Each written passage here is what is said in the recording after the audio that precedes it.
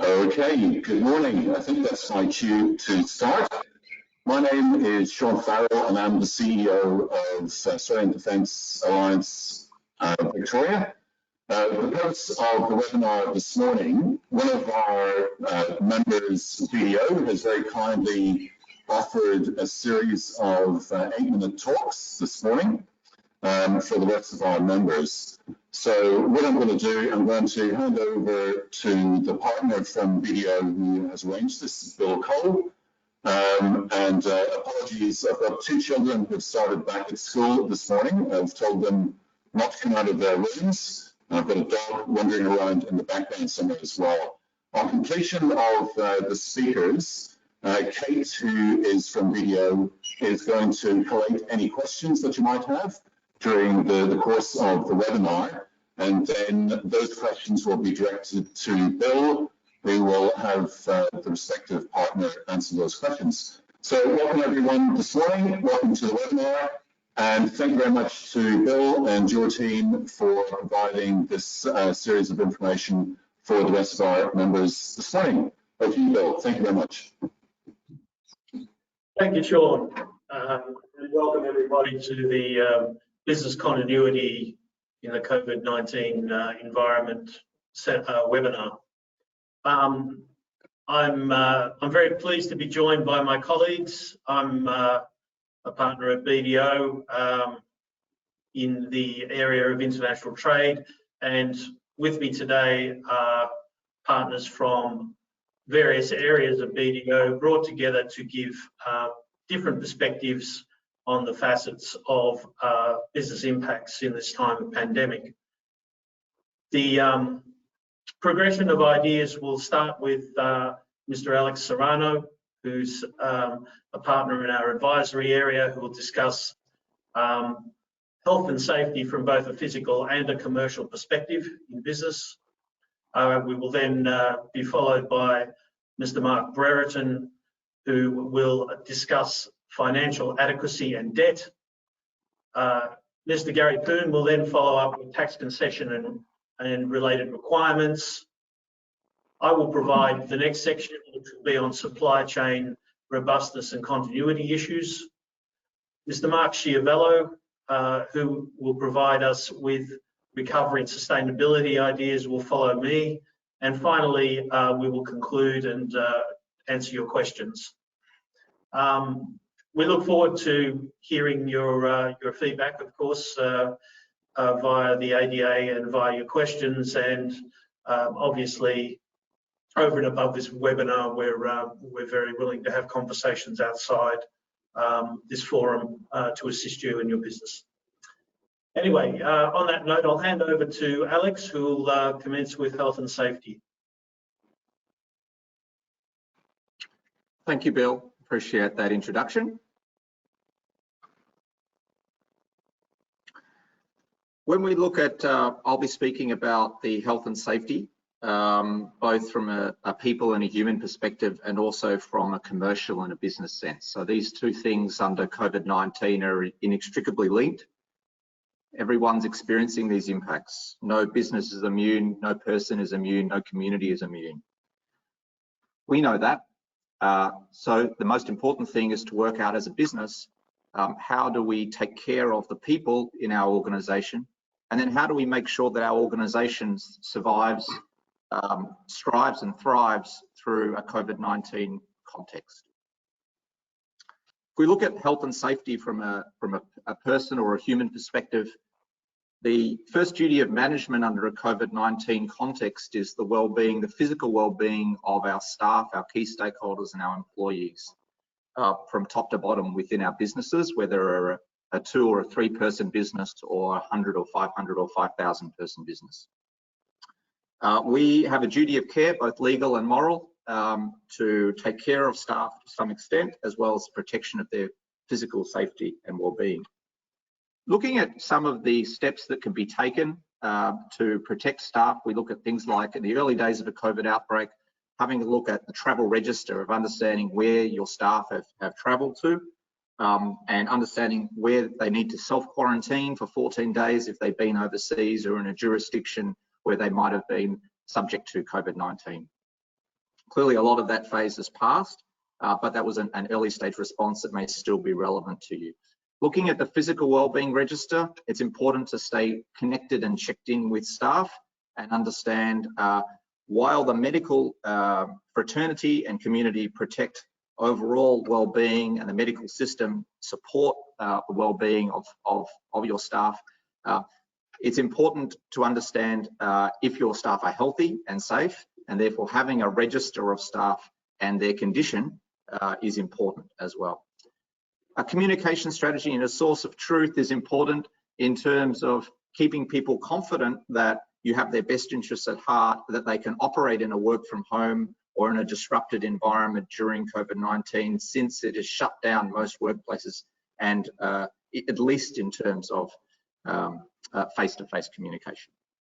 And having emergency communications such that there's a fast moving changes, say in government policy, if we shifted from the current stage 3 controls, say in Victoria, to stage 4, or there were other things that needed to be communicated rapidly, having the capacity for rapid emergency communications to all staff so that you have full coverage and rapid communications such as through SMS is an important capability, and one that we've also built and developed within BDO's own response. Looking at well-being and health and safety, obviously it goes beyond just physical well-being. We also look at mental well-being. From that perspective, it's very easy to overlook, and we shouldn't overlook, the importance of mental health with our staff, both from a personal perspective and personal impacts, and just as importantly, or from our business perspective, in terms of team collaboration. It's in some ways quite difficult to keep teams aligned, on track, and working well in a remote context, despite all the tools we make available to them. There's the human dimension of teamwork, and certain ways to develop rituals and collaborations, whether it's a morning coffee with your team, whether it's some other kind of hangout at the end of the week, where you actually remotely connect around some team rituals. We've found our clients who adopt those practices are getting a lot of benefit from them. Using pulse surveys to confirm whether people are feeling concerned, do they need help? It's a combination of push and pull communication with your staff. They will tell you, if you give them the opportunity to tell them, are we coping? Not everyone reacts to emergency and difficult situations in the same way. Not everyone has the same support mechanisms at home. Many of the people on the call will have families and people who they are self-quarantining with. Others may be living alone or not have that immediate support network. It's important to be aware of the conditions of all staff at times like this, so that there are things that can be done to reach out and make sure that everyone's okay. Confidential coaching support and resources can be made available, whether you do that through the intranet, through the phone, or through other forms to staff to keep them comfortable and happy and productive. This is even more important when staff are being asked to take time off, to take paid leave or unpaid leave in some cases, or to work less hours, so under a workforce management circumstance. And in that case, clear leadership and communication is vital, and keeping the channels open so people understand why decisions are being made. And options around the business hub for focusing on people and their emotional wellness, providing online resources. For example, providing through a BDO, we've provided our staff with access to videos for, say, morning exercises, where you can join a group and collaborate on exercise with your teammates. That sort of thing is valuable. Also, training online for people how to be productive at home in a work from home environment. Video training on demand, these sorts of things are proving to be very popular. Supporting people from a business health perspective to keep our business operating. Organizational health and operational continuity is important. Working from home arrangements, making sure you're connecting with staff and finding, are you able to work from home? Does your Microsoft Teams environment work for you? In some cases, certainly within BDO, we made available a work from home allowance to allow staff to purchase a laptop if they needed it, so that they could work productively. Cybersecurity threat management can be an issue. So we have provided advice, and we encourage all clients to provide advice and guidance to staff because there is a far more risk of cyber attack, with cyber criminals sending links to people offering information about COVID-19, but actually those are deceptive links that can capture your identity or steal your personal information. There are technical ways to address that, which can be deployed for remote working, as well as improved security, as well as simple training and awareness. And then team collaboration tools, obviously everyone is experiencing that. We're doing that right now, but there are obvious ways to continue to improve the way we collaborate, and I think that will be a game changer for some businesses. Kate? Thanks, Alex. Hi everyone, my name is Mark Brereton. I'm a manager in the restructuring, turnaround, and the... Sorry, Mark, I think I hadn't quite finished my area. I know I've run out of time, but I was just hoping the frames would update.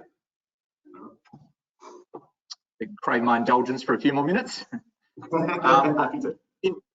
Yeah, sorry, Mark.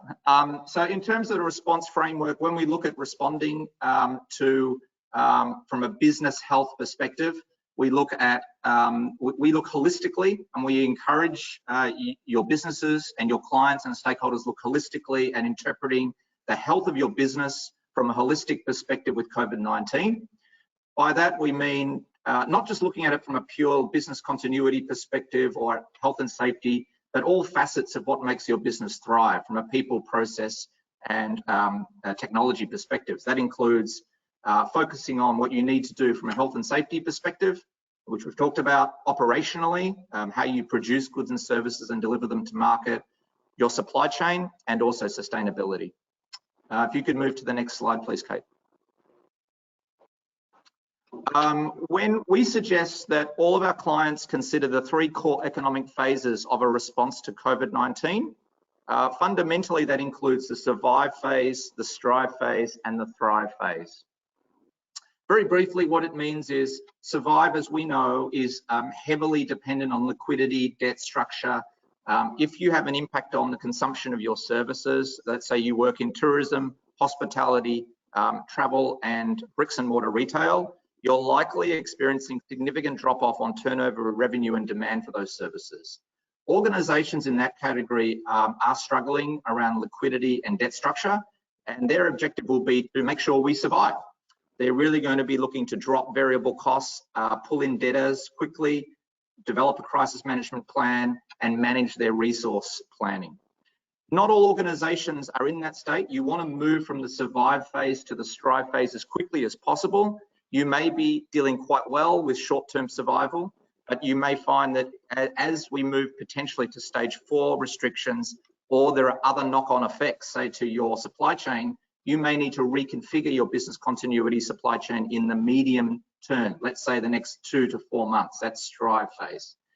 And don't forget that there are also many organizations, and possibly some of the people on this webinar are in this category, where it's really, you're not as impacted from a survival perspective. In fact, you may find there's actually more demand for your services, or at least when COVID-19 resolves, there will be, and that's called the thrive phase. So we encourage, if you're in that phase, not after a storm, not all boats sink, it's just the order of the boats shift.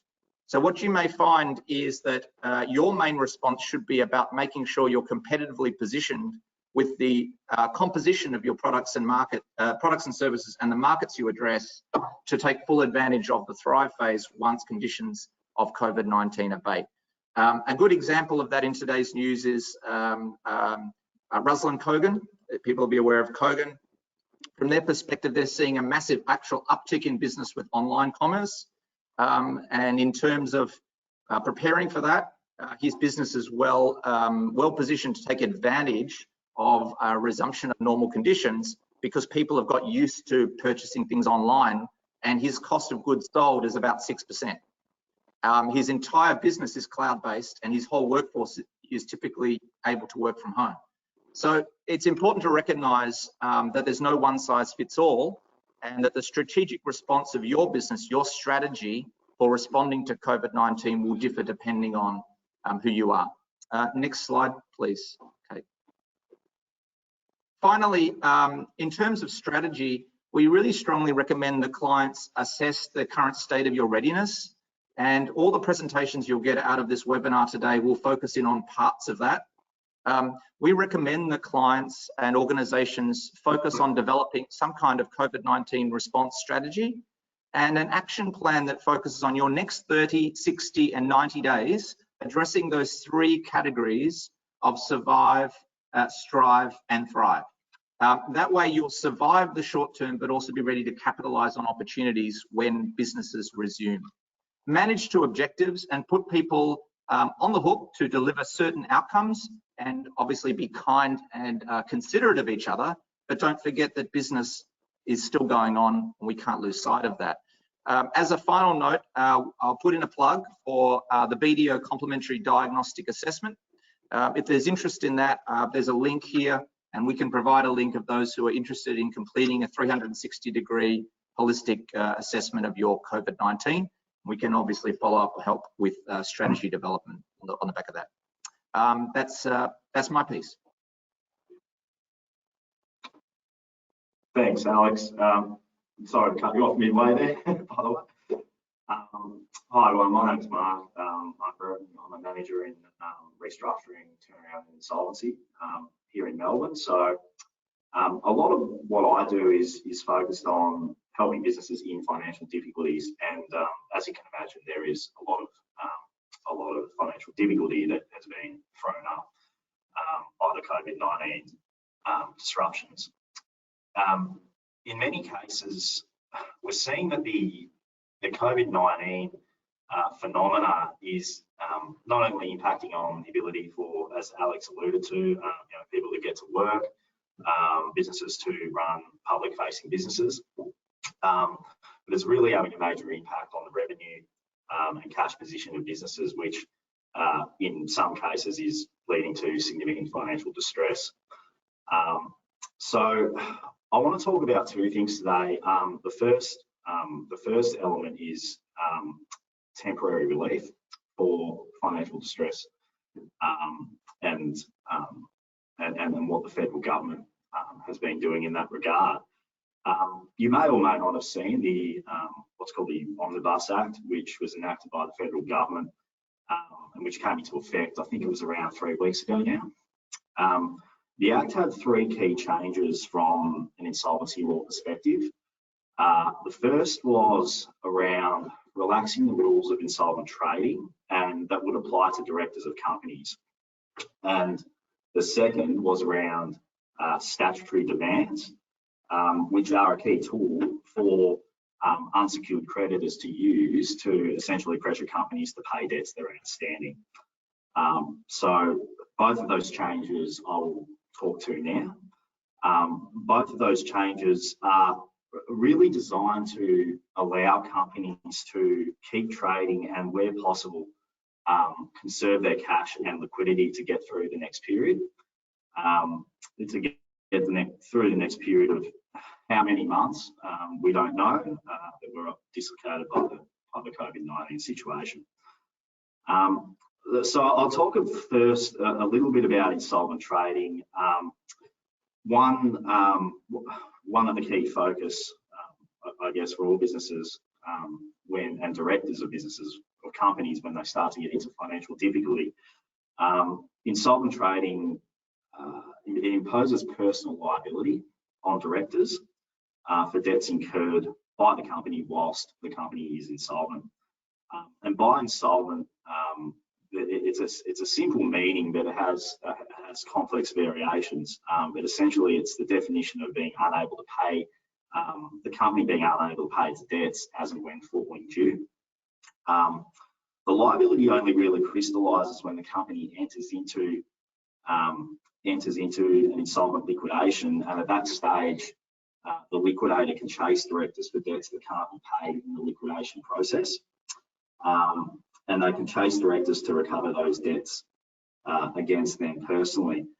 The regime is obviously quite punitive here in Australia, and as the company starts to get into financial difficulty, directors are always conscious of the fact they don't want to be putting themselves into that situation.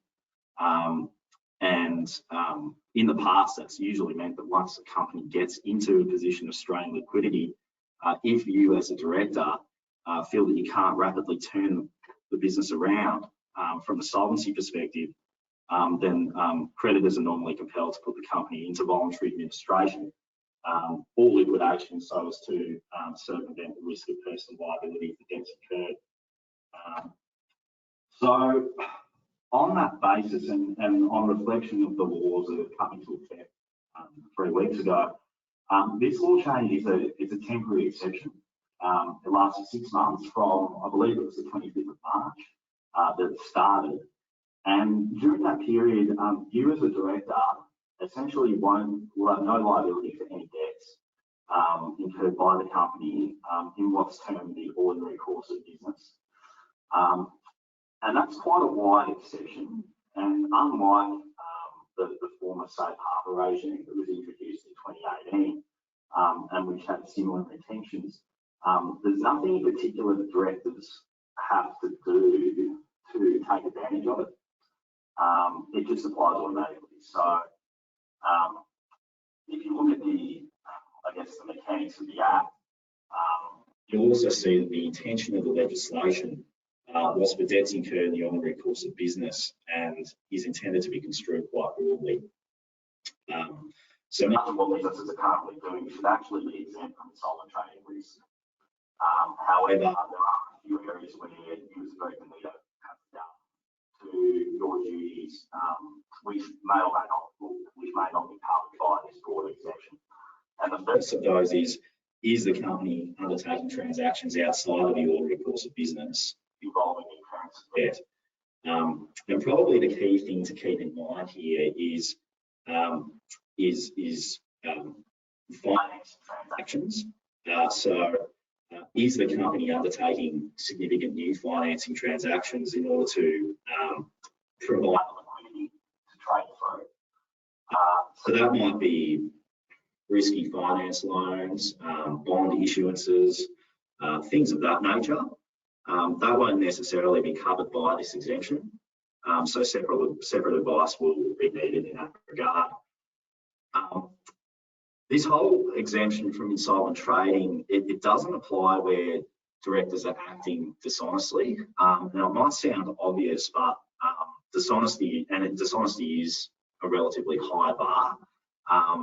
And provided directors are honestly taking steps to work through the current situation and having regard to their creditors when doing so, they're unlikely to be regarded as dishonest. But again, that's something that directors should have regard to when planning ahead. Finally, as a director, you need to have regard to general director's duties. So where a company is in financial distress, you need to have regard to your duty to act in good faith in the best interest of the company, not only to your normal stakeholders, but in particular the interests of creditors and whether your actions might potentially either be advantaging one creditor over another or disadvantaging creditors as a whole.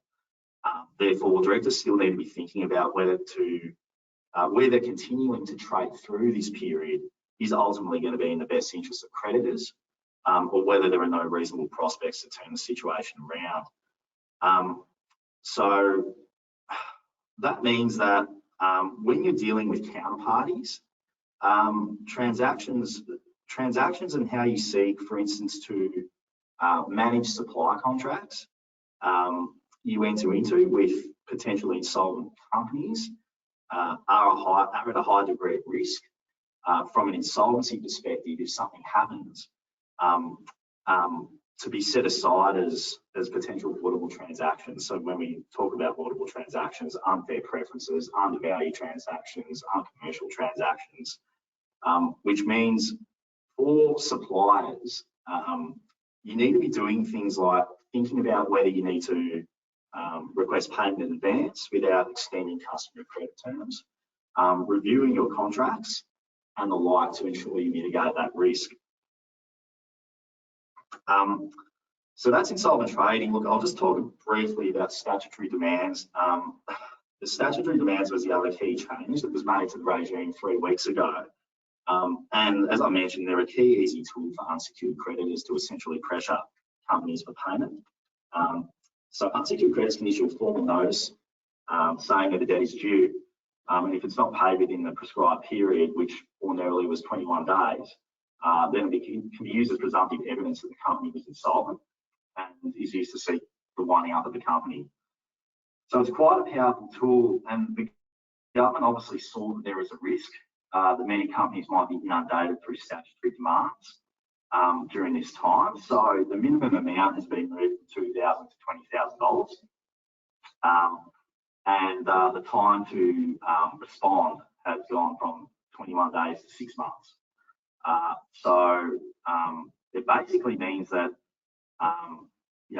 whilst the statutory demand mechanism has, I guess, been alleviated, creditors can still have the company wound up on other grounds, including if they can generally prove that the company is insolvent without having regard to a statutory demand process. So there are still remedies there for creditors that feel that they need to take action from insolvent companies, albeit it does require more work to do so. So that's really on the government's changes, and I will touch on as well just the need for a business risk, an overall business risk assessment when we're dealing with the impacts of COVID-19. I guess the key hallmark to these steps is to put it all into context that these temporary measures, they're not a panacea. They still need a plan. Where there is financial distress, directors' duties need to transition towards creditors' interests. So the key themes here are engage with your key stakeholders, meet more regularly, communicate with lenders, document decisions, defer major expenditure where it doesn't impact on key revenue sources, and last but not least, you need to prepare and monitor planning. So when we're talking about preserving cash, and this is where the New World cash flow forecast sort of steps in here, you need to start with the end in mind. So there's cash to survive over the next 6 months is the key theme.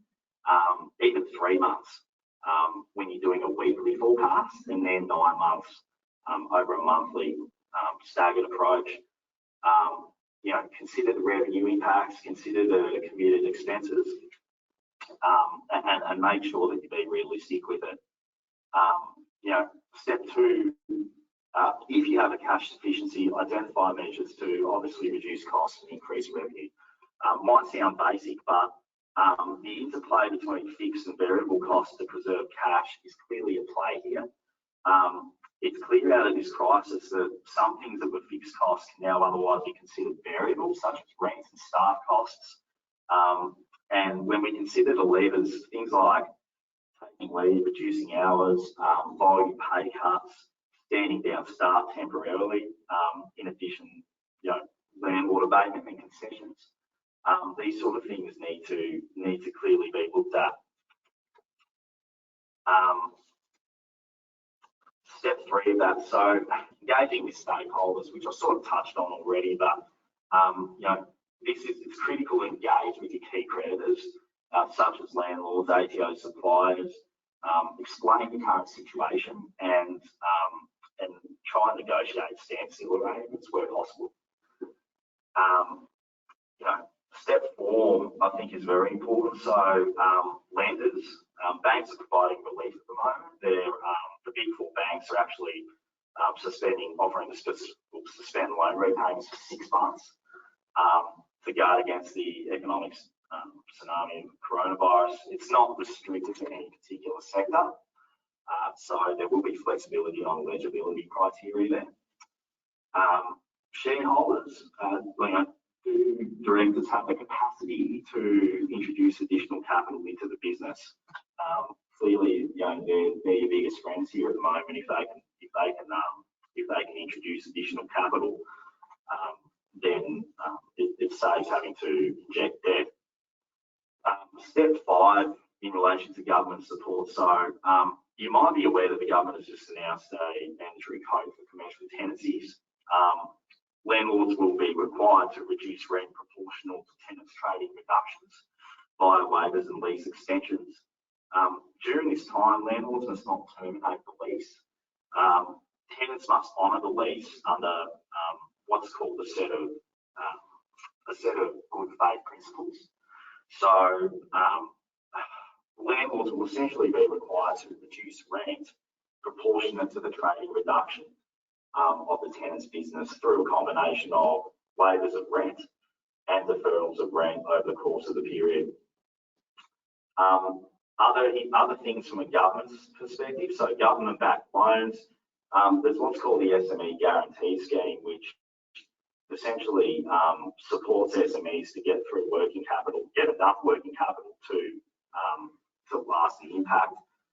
Governments will guarantee 50% of new loans to eligible lenders to SMEs, and there are unsecured loans of up to 250k if turnover is less than 50 million. The loans can be up to 3 years with an initial 6-month repayment holiday. And importantly, the borrower doesn't have to provide security for the loan, albeit there's still lenders' recourse for directors and personal guarantees. And loans issued under the scheme cannot be used to draw down existing loans, draw down existing funds with your bank. So loans must be used to support current and upcoming cash flow needs, and it needs to be demonstrated through a plan. Step 7 and step 8, so update your cash flow forecast. This is clearly links with the idea that in the new world, after the next 6 months, businesses have to be realistic about what their operating models are, what is their new business model, and how are they going to take advantage of the next phase after this crisis. So that's from me.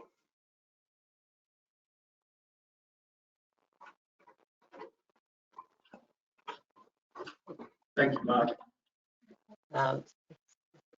Thanks, Mark. My name's Gary Poon. I'm going to go really quickly with the tax concessions because we're already 30 minutes odd into the webinar. I've got 8 points I want to cover, and I'm going to cover them really quick. So, Kate, you need to be on your toes here. Kate, if you can go to the next slide. JobKeeper payment. It's a $130 billion federal government stimulus package. The real basics, $1,500 per fortnight per employee for eligible employers.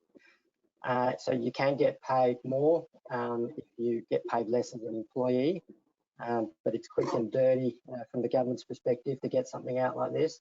So who can qualify? It's employers who have have a drop in turnover of either 30% or 50%, depending on whether their group turnover is more than or less than $1 billion. So this aggregate turnover term has been one very contentious and terminology that is not clear, and I think it is clear now, but it has taken a couple of weeks to get there. Essentially, if you're part of a multinational group, where you've got related parties, whether they're your subsidiaries or your parent companies within that corporate group overseas, if you add up all their turnover, so your whole corporate group, and if that corporate group's turnover is more than $1 billion, then that means that your turnover in Australia, based on a GST type calculation of turnover, needs to drop by more than 50%. In your current BAS period or your business activity statement period versus 12 months ago. Whereas if your global turnover, your group turnover, including all your parents and subsidiaries, etc., is less than $1 billion, then the turnover in your activity statement only needs to drop by 30%. So I think key point here, seems to be a lot of questions about it, is how do you work out the turnover? So whether your turnover drops by 30 or 50% depends on whether you're part of a really big group and whether that group's turnover is more than or less than $1 billion. But if in terms of assessing your turnover, once you work out whether it's a 30 or 50% drop, you have to look at your activity statement in your current period versus the same activity statement 12 months ago. Now, if you've carried on your business for less than 12 months or you've got lumpy turnover or all sorts of other possibilities, then the tax office has been provided guidance and authority to make up their guidelines that they think is reasonable. And they haven't published anything yet on that. So that's probably about all I want to say on JobKeeper payment. I'm obviously happy to answer any questions if there are any at the end of the webinar. So Katie, we can go to the next slide. Now this is, there is a package to support apprentices and trainees or to support employers who have apprentices and trainees. The subsidy is 50% of their wages up to $7,000 a quarter, so the subsidy lasts for 9 months. Eligible employers is small businesses that employ less than 20 full-time staff, and that the apprentice or trainee must have been on the books as of the 1st of March 2020. Now, if a trainee or a apprentice was let go and another employer has decided to take them up, put them into an opportunity to work, then that employer's size is not relevant. So as long as they've picked up somebody who's an apprentice or trainee who got let go because of COVID-19, that employer, regardless of size, still qualifies for this subsidy. And the relevant website or organisation to go to register and find out more information is the Australian Apprenticeship Support Network. Most other packages is the ATO, but for this one, it's the Australian Apprenticeship Support Network that you need to reach out to. Katie, if we can go to the next slide. Boosting cash flow for employers. So this was part of the first stimulus package, and then there was a top up of this in the second stimulus package. Essentially, it's a rebate of pay-as-you-go withholding or a credit to pay-as-you-go withholding liability. So what it provides to eligible employers is anywhere between $20,000 to $100,000 between April to October. How do you qualify? You need to have less than $50 million of aggregated turnover. So again, the term aggregated turnover, and again, the meaning is the same, which is to say that if you're generally a small business, you're not part of a multinational group, or you don't have significant operations overseas, then it's likely that it's quite possible that your turnover would be less than 50 million, because it's just based on your turnover in Australia plus your related parties overseas, whether they're parents or subsidiaries. So this is targeted at the small end of town, not the large multinationals. You must have had staff. This is a requirement. You must have staff as of the 12th of March. So if you didn't have any staff, you just started your business and you didn't have any staff, then you wouldn't qualify for this. But if you did have staff, even if your pay-as-you-go withholding reported is nil, which is very unlikely, but you can imagine somebody who does a bit of casual work and is estimated to earn very little money over the course of 12 months, you might not have any pay-as-you-go withholding for that particular employee. But as long as you employ somebody, then you can qualify for this. You don't have to apply. It's largely determined by the records that you have lodged with the tax office. There's a lot of complications as to how all the money flows, and I won't talk about this in detail, but there's a lot of information we can provide that's available on our website as well as the ATO website. We'll go to the next point for discussion. ATO administered concessions. There's quite a few of them that I've listed there, and this is all to help with cash flow management, things that Mark and Alex has touched on previously. So it's possible to call the tax office in fact, you've got to call the tax office to access all of these things if you want to access some or all of it. So you can look to defer your tax liabilities by up to 6 months. So if you had an activity statement that had a liability, you don't have to lodge it on time, but you don't necessarily have to pay it on time, as long as you've got the tax office to okay it. If you're due for a tax refund with your activity statements and you're a quarterly lodger, you can call the tax office and ask to turn yourself into a monthly lodger and be able to access your refunds a bit quicker, if that's the case. If you've got any penalties or interest accrued on liabilities that were incurred after the 23rd of January, then you call the tax office and ask for them to be remitted. If you've paid pay-as-you-go instalments, which is for income tax liability of the business, in the September and December quarters, and you know, you might be due for one in March as well, then you can call the tax office and ask for it to be varied down to zero. And in fact, if you expect that you're not going to make any money for this or pay any tax for this financial year, then get a refund for your September and December installments before you lodge a return, which is not the norm. And finally, there you've got, you know, if you do have any tax liabilities outstanding, you can always call the tax office and ask to enter into a low interest payment plan.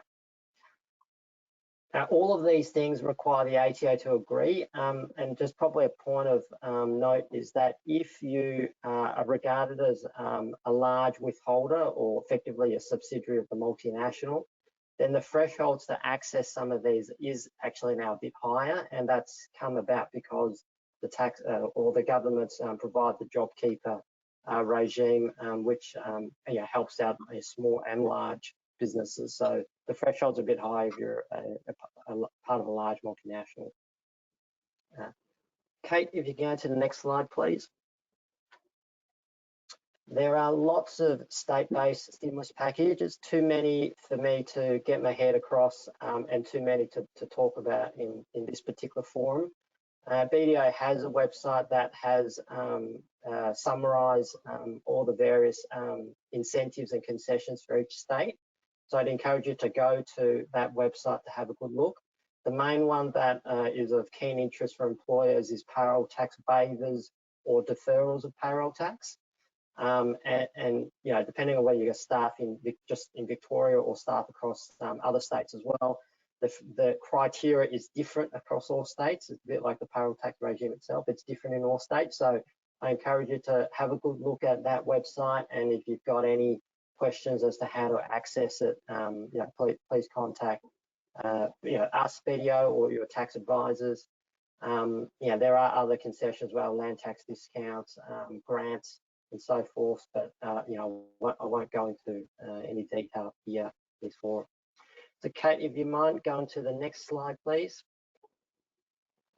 This is effectively the same instant asset write-off concession available, but just on steroids. So it's gone from what was a $30,000 threshold to a $150,000 threshold, where if you bought an asset for less than $150 and it was a new or a second-hand asset, you can claim the whole amount as a deduction as long as you've bought it before 30th of June 2020, and I think it's after March the 12th, but I've forgotten the March date. And the eligibility for the business is if you've got aggregated turnover of less than 500 million. Previously, it was at 50 million, which is at your SME type level, but this is ramped right up. So even subsidiaries of multinationals with less than 500 million turnover can access it.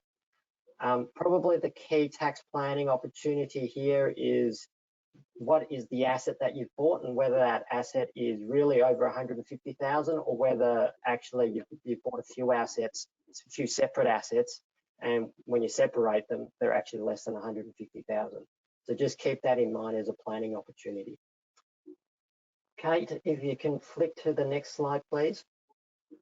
This backing business incentive is if you don't qualify for the previous incentive. So if the asset you bought is more than 150,000, then you can still qualify for something. And this something is that if you bought a new asset up to the 30th of June 2021, and it's installed, you know, ready for use, then you can claim 50% of the depreciation in the year that you bought the asset. Again, the eligibility criteria is for businesses that have aggregated turnover of less than 500 million.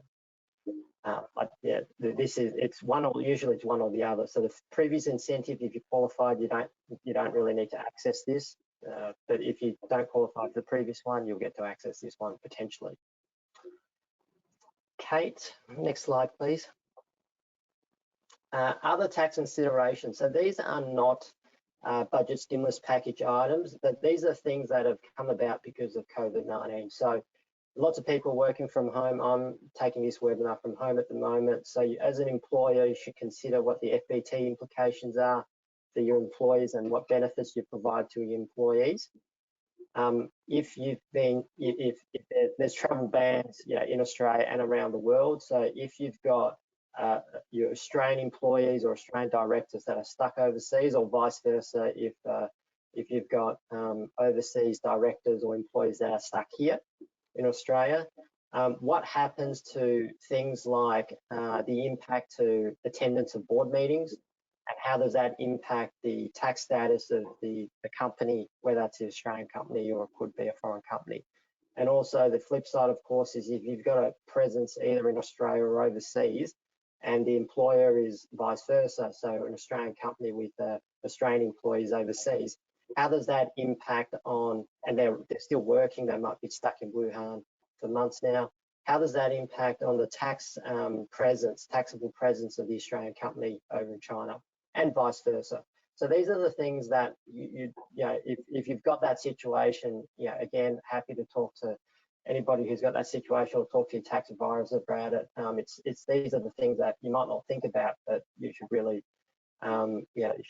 take this on note, and keep in mind that it could have taxable implications there. All right, I'm done, hopefully in a very short amount of time, so I'll hand ball to Bill.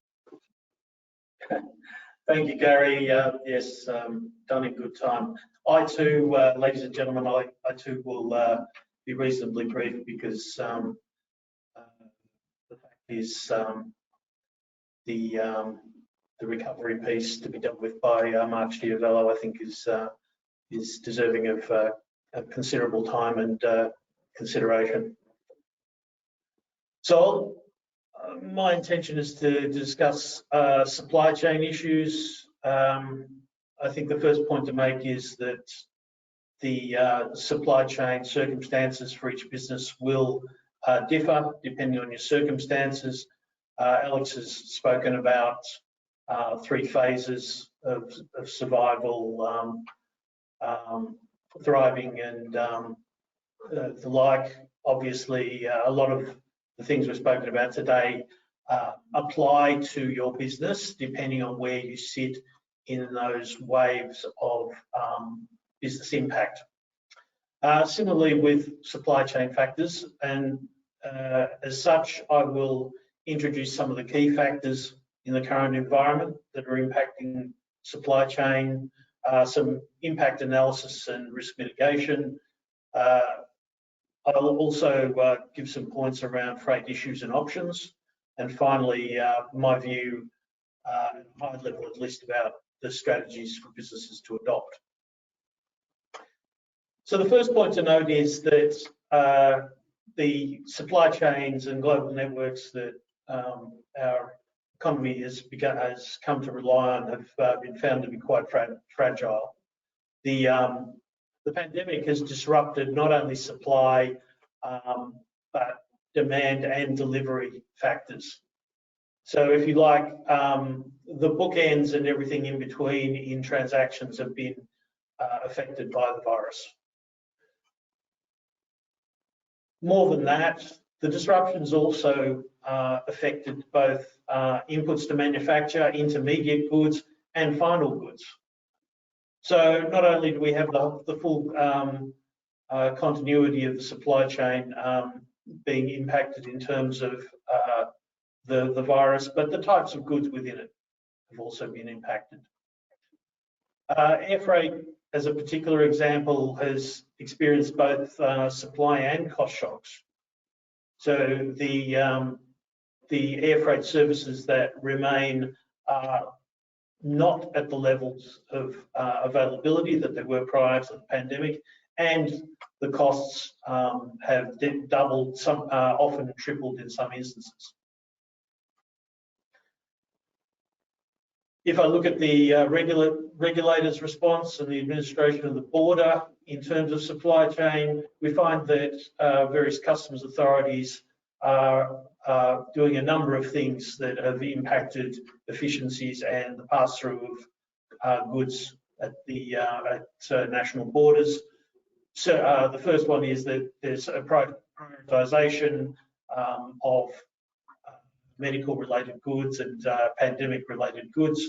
There's also a lot of interdiction and examination and review of shipments to deal with the idea of counterfeit and false descriptions on invoices for things like masks, etc., etc. So the point is that as much as these are supposed to be targeted endeavours by government to identify fraudulent shipments and substandard goods, the fact is that in doing those examinations, they actually delay other commodities. If we turn our focus in the supply chain to the transactional level, there are increasing numbers of disputes over performance in supply contracts. What do I mean by that?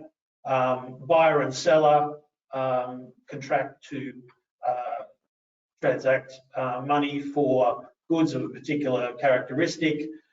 Delivery and or other aspects of performance under those contracts have been impacted by supply chain factors and the contract hasn't been fulfilled. Who's responsible? Where do the costs and risks lie? All of these things are focusing on a couple of areas of international sales contracts. Force majeure, of course, is one that you'd all be familiar with. The idea of this overarching impact of something that couldn't be controlled. That's fine, but there is no standard definition of force majeure. It will depend on the wording in the individual contracts. The other major aspect, of course, under consideration at the moment in international contracts of sale are the Incoterms. Where does risk pass? Who's responsible for certain activities? And believe you me, there is a queue lining up for court action around these issues.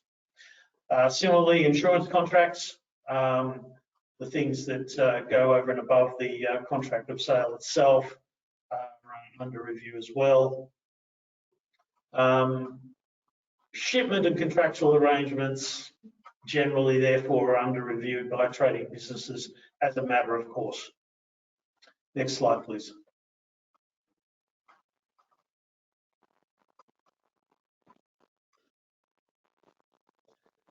So when I talk about risk mitigation, I am referring to the ability of a business to look inside itself for its operations, its behaviours, and its relationships with other businesses to assess the impact of the pandemic and to, if you like, inform strategies going forward about what that business's individual, back one please, individual arrangements mean for business going forward. So what's affected by the pandemic? The typical areas of concentration are how reliable and available are my raw materials. To the extent that I use components which are more value added, am I able to obtain them and where do they come from? If I'm in a circumstance where my production articulates into the production of another business prior to the creation of a final good, so I prepare a laser-based device that requires calibration by another business in another area in Australia or even offshore. How are those systems integrators, those other businesses tracking? How well can they support my business in performing the actions that I need to create the final item? If we flip the coin to the demand side as opposed to the supply side, what is the buyer of my good doing around the pandemic and its impacts? Is it the case that the goods that I produce will actually be suspended or delayed in some way because the buyer is not receiving items or is incapable of paying for them? And finally, the control and strategy aspects of myself as a business, looking at these issues, how far can I vary my arrangements so that I can secure these factors in my production process? Those ideas, of course, lead into procurement strategy. Where is the business buying from? Are we entirely reliant on offshore suppliers that may or may not have the means of supporting our contractual requirements? Do we have multiple sources or single sources? The old China argument, put all your eggs in one basket, of course you are at risk. Are there local producers that can provide the things that are needed for the final good? In terms of those that first set of issues, the idea of using system integrators rather than providing those services or goods in-house is an issue that's coming up quite a lot now. Why do we put ourselves at risk by having an extended supply chain using various inputs into the final good when potentially they can be all done in one place? What is the buyer doing? Is the buyer affected by the pandemic in a way that it is no longer able to buy? So the contract obviously requires a good and consideration.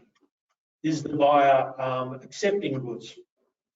Do the destinations for the goods once they're in the buyer's hands still require the goods? So the transactional chain in these issues are as extended as supply chains and must be considered. In terms of your contracts of sale and your production requirements, what are your responsibilities? Getting back to contractual terms like Incoterms, is it your responsibility to move goods out of your warehouse and have them delivered in Washington at the gates of the receiving entity's factory? Is it their responsibility to come to you and collect them? These are key issues in supply chain at the moment. Risks and responsibilities under the contract of sale. At a more basic level, production scheduling and prioritization. If you're making many items and you have limited resources, what are the best areas of your production to maintain and what things can be delayed? That kind of production planning, scheduling and prioritization involves all of the factors that we've spoken about up till now, but are probably key to the ongoing survival and prosperity of the business at this point. The final item that I'd like to bring to your attention, of course, is the physical logistics of moving your items from A to B. How much inventory do you hold? Where do you hold it? Do you hold goods offshore? A lot of retail businesses for a number of years have offshore or storage facilities at distance, in that they represent easier, cheaper ways of storing goods. What levels of inventory are you keeping? Do you have stocks that can satisfy your contractual requirements without needing to spend extraordinary amounts of money to ensure the supply of raw materials, etc.? Mode of transport. We'll have a better look at that on the next slide, but the fact is that air freight has moved from probably 6% of landed cost to around 10 or 12% of landed cost. Sea freight hasn't shifted and is possibly about to go down. And finally, clearance and distribution. As I've mentioned earlier, customs authorities and other border agencies are creating delays at ports. Next slide, please.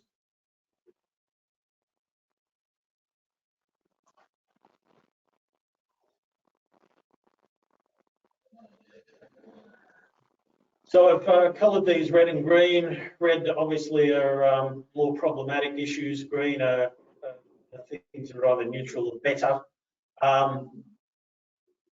Stating the obvious, air freight has previously relied heavily on passenger aircraft holds to move a lot of goods offshore. It's done so at what I'll call standard air freight rates. obviously the cutbacks in those services have resulted in capacity reductions. Having said that, additional dedicated freighters have been chartered all over the place to increase the availability of that air freight services, but the volumetric costs have more than doubled.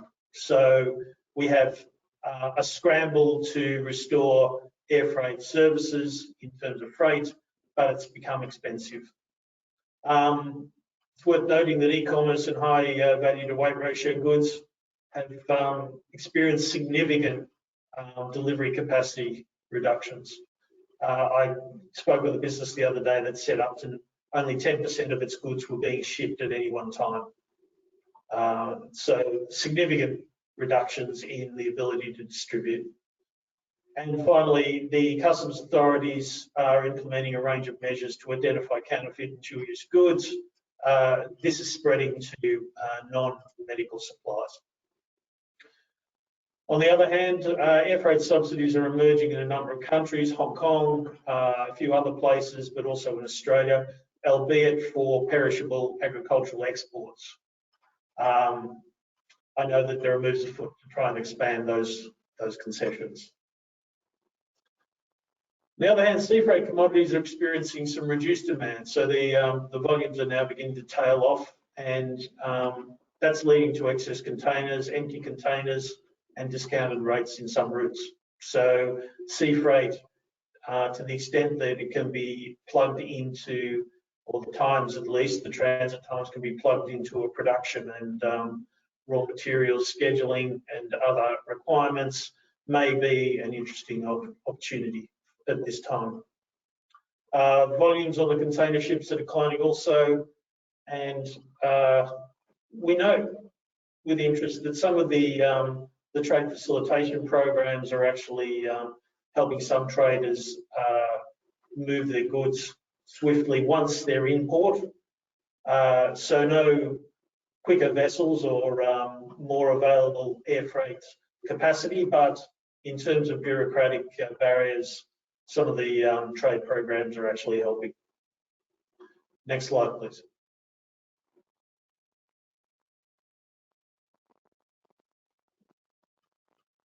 So to boil it down to a few very high-level points, the fact is that these issues are probably not going to be short-term ones.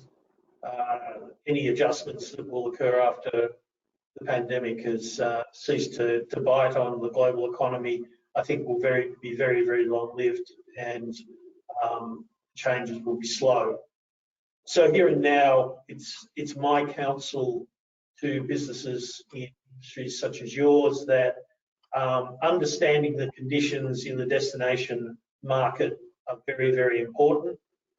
So have you still got a market? Have you still got a strong buyer? Is there, the financial incentive to try hard in terms of getting your goods to their destination? Understand your supply chain and how it's been working. I know it's been an Australian practice at least to outsource a lot of supply chain and, if you like, movement of goods processes to intermediaries, but it's really time to understand the options and the costs involved in your supply chain. And similarly, your procurement processes. The two need to be linked.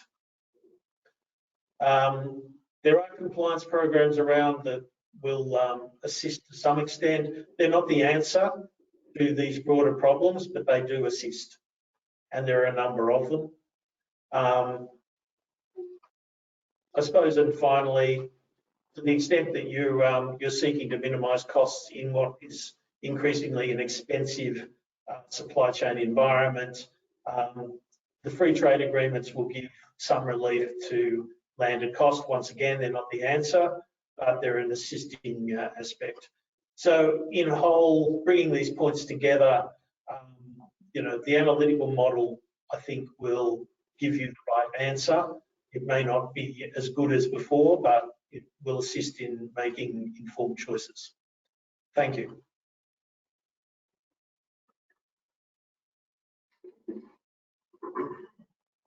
Good morning, everyone. I hope you're well and doing what you can to survive Corona. As we turn our minds to recovery, there's essentially 5 or 6 important points. The first point is really to begin with the end in mind. And what I mean by that is it's an important time to reaffirm the purpose of your business and really deeply understand your raison d'etre to frame up a picture of success for your business when you come out the other side and beyond. A sporting analogy that I'll use that helps articulate begin with the end in mind is really how a Formula One driver enters a chicane. When they enter a chicane, they enter it at a speed that allows them to exit that chicane at maximum speed to get them on their way. So very much, yes, we're all locked down and focused on how we survive the next 3 months, but it's very important as a business, as you turn your mind to recovery, you need to know what your picture of success looks like. You'll reaffirm your purpose. So every decision you make during the recovery phase positions you to be in the best position possible to deliver on your purpose when you get out the other side. And a lot of us will come out the other side. So very much have an eye firmly focused on what success looks like for you and your business. A lot of us are operating in a reduced revenue model, i.e. a lot of retailers are operating on 50% of what they'd ordinarily do on a comp basis. A lot of us are shut and can't generate revenue. So in essence, a lot of us will need assistance in generating cash, be it capital raise, debt raise, or what it might be. The key here is to raise enough capital that allows you to move beyond just the interim 3-month or 6-month period. And the reason why I say that is when you're articulating your narrative to outside investors, or if you're fortunate enough to have access to equity capital markets or investors, debt markets, or what the case might be, they essentially want to be the last money that goes in. So what that means is they don't want you to raise enough to get you through the next 3 months, and then in 3 months' time you run out of cash, and now you're turning your mind to recovery. Their investment is going to get diluted, or their debt for that matter is going to get diluted or stacked behind new money coming in that's going to allow you to enter the recovery and rebuild your business. So when asking for outside funding, be it the investor community, be it debt markets, ensure that you have a firm plan that allows to see you through the 9, 12 months and beyond. So very much anchoring back to that begin with the end in mind when asking for cash. How long is that cash going to last you, and how's it going to help you reestablish your business? A lot of business I'm talking to, one in particular, the chairman very much pushes to his management team. I want you to have a why can't it be zero approach to costs. As businesses become successful and are generating cash, it's very easy as CEOs, CFOs to compare things to last year, to compare things to budget, and think you're operating your business effectively. Sometimes the positive thing about scenarios like this is that it does give us the time to really analyze how we're going about things. And the why can't it be zero approach or paradigm to costs is something that really resonates with me. And it gives you a great opportunity to ensure that coming out of this, the costs you're incurring or the cash you're spending is all being directed towards your mission and purpose, i.e. that raison d'etre, that begin with the end in mind. So take that opportunity to embed new behaviours within your business. Have a look at all your costs through that why can't it be zero approach. And in terms of recovery, these are behaviours or new ways of working that we can certainly take into the recovery phase, which will in essence help grow margin, earnings and returns to shareholders. Leveraging green shoots. So clearly a lot of innovation, and another positive about unfortunate scenarios or circumstances such as this one is businesses need to pivot the way they go about things to deliver their service, deliver their product, deliver their good, or what the case might be. And in order to do that in this environment, a lot of businesses are leveraging innovation, be it moving from moving to 100% physical stores to online, or leveraging the JobKeeper incentive to get people out there delivering meals as opposed to using Uber Eats, pivoting recruitment businesses from traditional professional services roles to becoming agencies for nursing and these types of roles that are in demand. So it's very important that the innovation you're embedding to get you through this period, that you assess if that innovation is worthy of a detailed narrative and a strategic pivot for your business to grow and come out the other side. Because as humans, our behavior is likely to change, i.e. social distancing will probably become the new norm. Online purchases will become, increasingly popular. We're going to change the way we interact. So the innovation you've used to deliver earnings during this time, think about how you can maximize that innovation to really drive your business once we do come out the other side. And then finally from me, more and more business leaders I speak to have a similar theme in terms of relationships and trust are becoming the new currency. We clearly are operating in a world where there's a lot of uncertainty, and collection of debtors is challenging. Delivering work for people where we have concerns about will we get paid, will we not get paid, making false promises. So in essence, within your ecosystem, people will remember how you treated them during this time. So I think it's very important as business leaders that we strongly invest in relationships that are underpinned by trust, because when we look towards recovery, businesses will remember how we treated them during this time, and in essence, we will win their support if we have relationships underpinned by trust and authenticity. So just a brief snapshot in terms of your recovery thinking and your planning. Hopefully that's given you some guidance. Happy to take any questions, comments, and by all means, feel free to reach out to me post webinar. Thank you. Well, thank you very much, Mark, and to the other speakers. I'm aware of a question that's come through from the audience. Gary, the question is that if you have a casual that is eligible employee, but they do not work the requisite hours per fortnight, do they still receive, and they're eligible for the JobKeeper payment, does the employer have to pay the minimum 1.5K per fortnight? So this is a circumstance where you have an employee who hasn't reached that amount of, if you like, remuneration under normal circumstances. Thanks, Bill, and thanks for the question.